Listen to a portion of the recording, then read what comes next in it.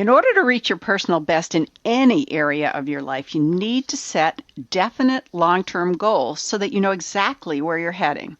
Think how ridiculous it would be for you to get into your car to go to a horse show, but not know where the horse show is or how to get there. How can you arrive someplace if you don't know where you're going? Goal setting is the key to any success plan because when you define your destination, you create the future in advance. And it doesn't matter whether you're a recreational rider or an Olympic hopeful, you need goals, not only to give you something concrete to work toward, but also to help you measure your progress along the way. So what kind of goals are you going to set? I personally believe that if you're going to have a goal, you might as well make it a big one. Big goals are exciting, and that excitement keeps you on track when the going gets rough. And I understand that setting a big goal may be a daunting prospect, but I encourage you to dream a little. Live your life with the philosophy that it's better to try to do something and fail than to try to do nothing and succeed.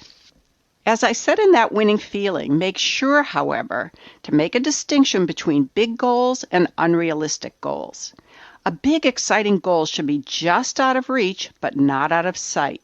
It encourages you to stretch yourself, but is not so far-fetched that in your heart you consider it unattainable.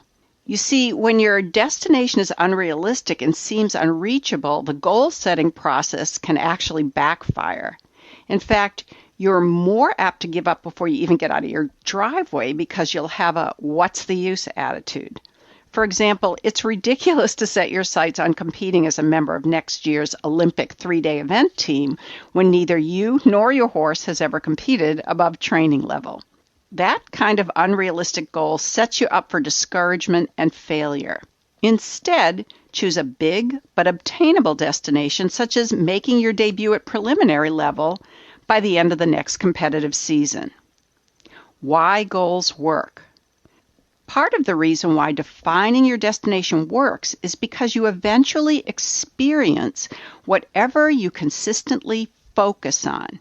As you think, so you create. Another reason why defining your destination works is that once you define what you want and your brain acknowledges you don't have it, you become dissatisfied. That dissatisfaction creates internal pressure, and you can take advantage of this pressure by letting it prompt you to take action. So put a little pressure on yourself. Tell your friends about your goals. Make your goals known to someone who inspires you, like your instructor.